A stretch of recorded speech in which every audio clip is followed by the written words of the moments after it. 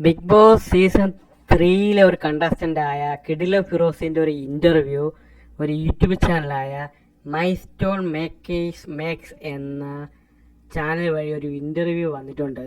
ആ ഇൻ്റർവ്യൂവിൽ പരാമർശിച്ചിരിക്കുന്നതെന്ന് വെച്ചാൽ ബിഗ് ബോസ് സീസൺ 3 അദ്ദേഹം മത്സരിക്കുമ്പോൾ 50ാമത്തെ എപ്പിസോഡിൽ അദ്ദേഹത്തെ ബിഗ് ബോസ് കൺഫഷൻ റൂമിൽ വിളിച്ചു വരുത്തുകയും അവിടുത്തെ സംഘാടകർ വഴി അദ്ദേഹത്തിന് ഒരു നിർദ്ദേശം കൊടുക്കുകയും ചെയ്തു.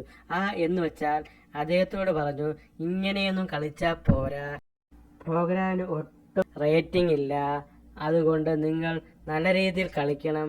അതുപോലെ തന്നെ അവിടുത്തെ കണ്ടസ്റ്റൻ്റായ ഡിംപിൾ ബാൽ എന്ന വ്യക്തിക്കെതിരെയും നിങ്ങൾ കളിക്കണം എന്നാണ് അദ്ദേഹത്തോട് നിർദ്ദേശിച്ചത്.